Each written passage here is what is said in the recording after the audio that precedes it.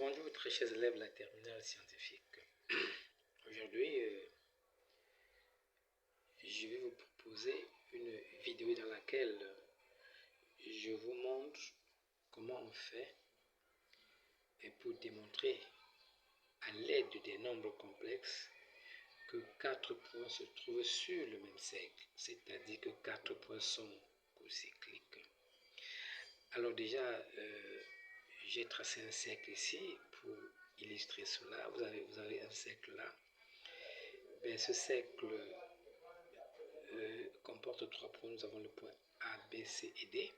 On voit bien que les 4 points sont sur le cercle.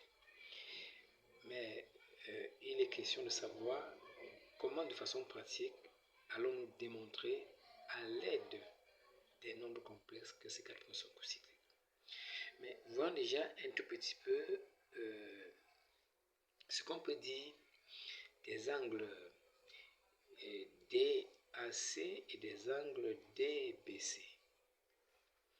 On peut déjà constater que ces deux angles, cet angle et cet angle, interceptent un même A de cercle, c'est-à-dire qu'on a tracé en rouge.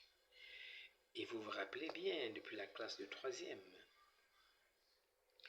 que si vous avez deux angles inscrits qui interceptent le même A de cercle, ben alors ces deux angles inscrits ont exactement la même mesure. Donc c'est pour ça que nous pouvons affirmer que la mesure de l'angle ADAC est exactement égale à l'angle BDBC, puisque ces deux angles inscrits, DAC et DBC, interceptent le même A de cercle qui est l'arc, DC le petit arc. Et donc, nous savons par définition que la mesure de l'angle ADAC est exactement égale à l'argument de ZAC sur ZAD. On l'a vu sur les complexes. Alors, pour démontrer que les points ABC sont cocycliques, il suffit de calculer ZAC sur ZAD, ZAC sur ZAD, qu'on divise par ZBC sur ZBD. Et si après ce calcul on trouve un nombre réel, on va conclure que les points sont cocycliques. Mais comment peut-on encore transformer cette écriture? Eh bien, nous savons que diviser deux quotients revient exactement à multiplier le premier quotient par l'inverse du deuxième quotient, ce qui nous donne exactement cette écriture. Et si on se rappelle la définition de ZAB, eh bien ZAB c'est bien ZC moins ZA, et ZAD c'est bien ZD moins ZA, pareil ici. Donc finalement, qu'est-ce qu'on va retenir? Pour démontrer que les points A, B, C sont cocycliques, il suffit de faire ce calcul ZC moins ZA sur ZD moins ZA, qu'on multiplie par ZD moins ZB sur ZC moins ZB. Si ce calcul-là nous donne un élément de R, si ça appartient à R, eh bien, on peut conclure que ces 4 points sont cocycliques.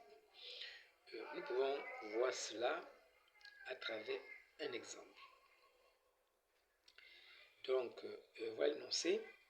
On nous donne les points A d'affixes respectifs ZA, ZB, ZC, ZD comme vous pouvez le voir. Et on nous demande de démontrer que les points A, B, C et D sont sur le même cercle. Autrement, qu'ils sont cocycliques. Nous demander ça, c'est faire quoi? C'est comme on l'avait de le voir. C'est démontrer que ZC moins ZA sur ZD moins ZA, que multiplier ZD moins ZB sur ZC moins ZD, appartient à R étoile. Évidemment, ce nombre ne doit pas être nul. Alors, faisons ces calculs et voyons ce que nous obtenons. Alors, chers élèves, le plus simple, c'est de faire un calcul étape par étape. Donc, je vous propose de commencer par calculer d'abord ce quotient, ZC moins ZA sur ZD moins ZA. On remplace sans difficulté, on fait attention aussi en mettant les parenthèses, on supprime les parenthèses, on réduit et on se retrouve avec cette écriture qu'on sait rendre, quand on sait mettre la forme algébrique, donc il suffit de multiplier le haut et le bas par i, et ce calcul vous permet d'obtenir aisément i racine de 3 plus 3 sur 4. Ça, c'est le premier calcul. Faisons de même, faisons exactement ce calcul pour la deuxième partie de notre calcul en prenant z de d moins z de b sur zc moins z de b. Le calcul est tout à fait identique au premier. On fait attention aux parenthèses, on supprime les parenthèses et une fois de plus, on va mettre la forme algébrique.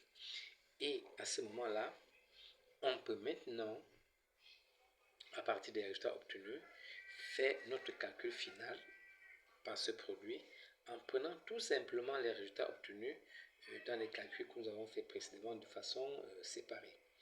Et en le faisant, on développe aisément et on voit qu'on obtient 9 plus 3 sur 8, c'est-à-dire 11 huitièmes. Et on voit bien que 11 huitièmes, ce n'est pas 0, et que 11 huitièmes est bien un nombre qui appartient à R, l'ensemble de nombres réels. Et comme on a eu ce qu'on voulait, il ne faut pas oublier de conclure.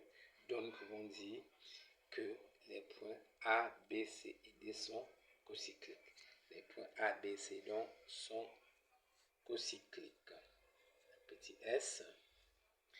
Voilà comment on procède, chers élèves, pour démontrer que 4 points sont cocycliques. Évidemment, vous devez vous entraîner, vous exercer à faire bien d'exercices pour être apte à faire cette démonstration qui est très souvent demandée dans des exercices d'évaluation, voire à l'examen. Merci pour votre attention, chers élèves, et à la prochaine.